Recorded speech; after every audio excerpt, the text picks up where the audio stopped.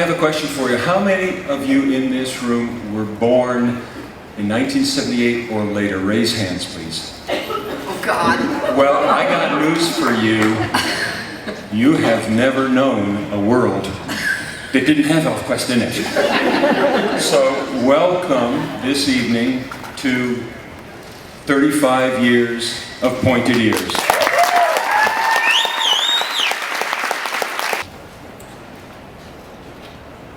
Not very long ago at all, we were terrifically honored by the production of ElfQuest-A Fan Imagining, a 5-minute film made really from love that starred some amazingly beautiful and talented people.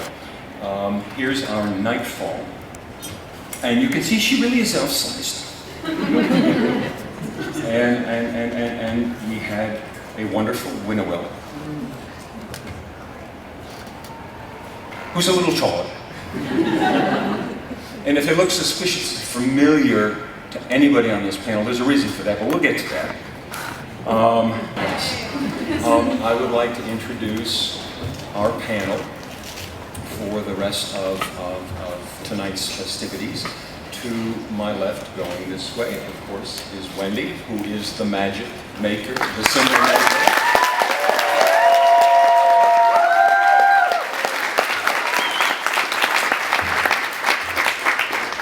To her left is Pike.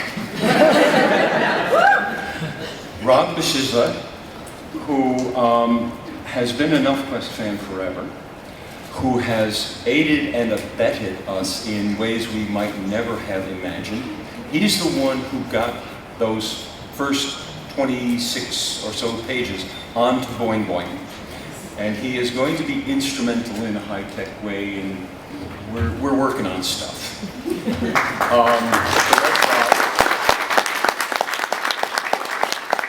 Next to him are Winnowill and I just blanked. All right, I'm on fumes here. Winnowill and Nightfall, the two ladies who approached us and said, we would love to do a fan film of ElfQuest. Can we do so? And we said, oh yeah. Stephanie Thorpe and Paula Rhodes.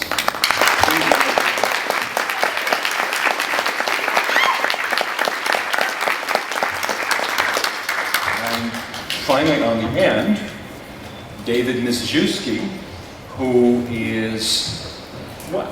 How would you give him in 25 words?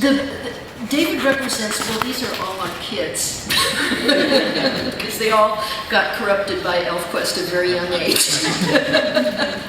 But David is our assistant here at the convention, and we absolutely could not get by without him. But more than that, David I think he really represents a lot of young people who grew up reading ElfQuest and then went on to do something with their lives that was expressive of that love. David also, through reading ElfQuest and of course many other interests, came to love animals very, very much. And he grew up to become a naturalist and a spokesman for the National Wildlife Federation. And he is now a television personality who demonstrates animals and speaks up for environmental issues on such shows as Wendy Williams and Conan. And so we raised a kid who became a celebrity in the cause of animals and wolves especially. Which is something that ElfQuest has always been about.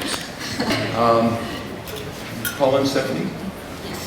Talk to us. Yes, we certainly do hope to grow in many ways. I think we announced in Variety in October on Election Day, which is fun. Speak up, please. Yes, I can. Thank you. Yes. Just let us know. We announced in Variety in October on Election Day. So October, right? November, pardon me.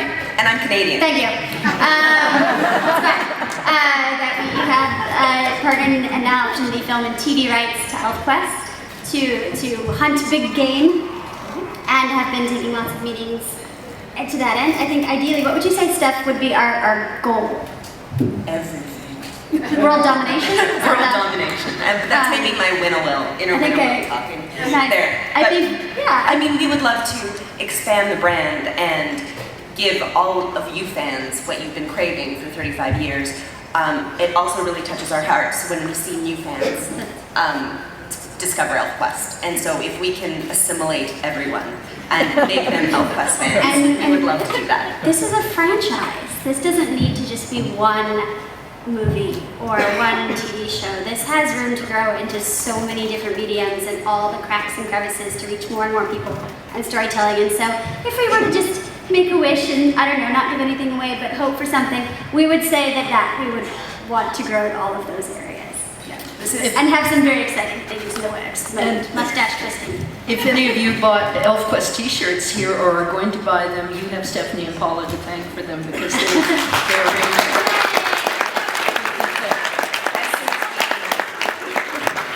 which we're all probably wearing. One of the first things when we got the option was we wanted to give something immediately right back to the fans. And so we thought t-shirts would be great. And we love we can move on them right away. Exactly. And get them out there and get them to you guys and through the wonders of the internet. You can order them online. And this ElfQuest trailer, I'm telling you, it has won prizes right and left. We won quite a few festivals, which is fun. It just screened outdoors right before the Princess Bride in a drive-in in LA recently. We continue Electric Dusk Drive-In, which is great. Like, it's great. We're still running places. If you haven't seen this, and I hope everybody has, but for two of you in here who are skulking and haven't seen it, what's the website? You can go to ElfQuestFanTrailer.com. You can see all the press and the pictures and otherwise. And I'm sure the first thing you'll notice, have you not seen it before, will be that it is an all-female version. We cover just the female characters from a particular point in time and stuff. Would you like to answer the question we've done 1,000 times? Just yes. to tell you why? Yes. Well, we wanted to put our spin on it, and for us, ElfQuest taught us, showed us what it was like to be heroines, and gave us strong female characters that we could look up to. Thank you. So thank you for that. Pushed us into the entertainment industry. We needed to put our own legal spin on it because at the time, Warner Brothers had the rights to it. They no longer do. But that was one reason behind our decision. Exactly, and we also knew lovely, talented elves that we knew we could take out into the woods. It went something like this on Twitter as we were brainstorming it. Hey Steph, have you ever realized Kathy Barron looks so much like Dushine? Oh yeah, she totally does. She really looks like Dushine. And Tara Southern, if she was a woman, that'd be great. Oh. Back and forth. And so we had about 37 female characters, and suddenly we're like, and who looks like Cutter? Crickets. That we know. And then I started That looks good with a shirt off. Oh, That's a good actor. Chris Pine. That would complain about Hey, the best. let's hold a casting session and make men take their shirts off. Best idea ever. And she said, oh. Well, we was like, we can do this. Let's hold off until we can get the right men in to take their shirts off. And not be smarmy producers that we were into. So, future us are happy for that. Yes, and I guess it's good karma that we weren't smart. Right, so we went with that, the all-female version for that particular endeavor, but yes, of course, we promise you moving forward, we would not do so without Cutter or Skywise. Exactly. The only thing Or we would ask of Stephanie and Paula is that they would become more energetic, more outgoing. They really are too low-key. Soft-spoken, low-key. We have trouble with that. And I have to modify something I said. They did this trailer for love of Elf. They did this trailer 90% for love of ElfQuest. The other 10% was the guys without shirts. Maybe 80-20. Right. But yeah, it was all love. We raised funds through you guys, through fans, on Indiegogo in a week, and pulled in all the favors we can, which brings us back to going big or going home. This is an expensive project to do right, and we intend to do it right. To put it in perspective, people have been like, oh my gosh, just do a Kickstarter film. The most money Kickstarter has ever raised for any project would not pay for a wolf for a week on set for us. Wolves are very expensive. As you can attest, yes? yes? It's not, I don't think my mic is working here. Here, share with me. Somebody who, for a living, works with wildlife, and as Wendy mentioned, I do lots of TV appearances where we have to book working animals. You can't just go into the forest and pluck a wolf out. We try. It doesn't work that They way. bite. So, like human actors, animal performers, or working ambassador animals cost. Union. Yeah, they cost some money, a few grand. And so I thought that your stand-in wolf was really good and accurate. So good job. And we were lucky, and that's a sense of community too. Our wolf footage in the trailer was donated to us by a group of producers from another web series who could afford a wolf for half a day, one wolf, and that was Reese, the series. If you want to check them out, They went to Sci-Fi. and they went to the Sci-Fi channel with that. But so that is imported wolf footage. Because we want wolves, we won't do it without them.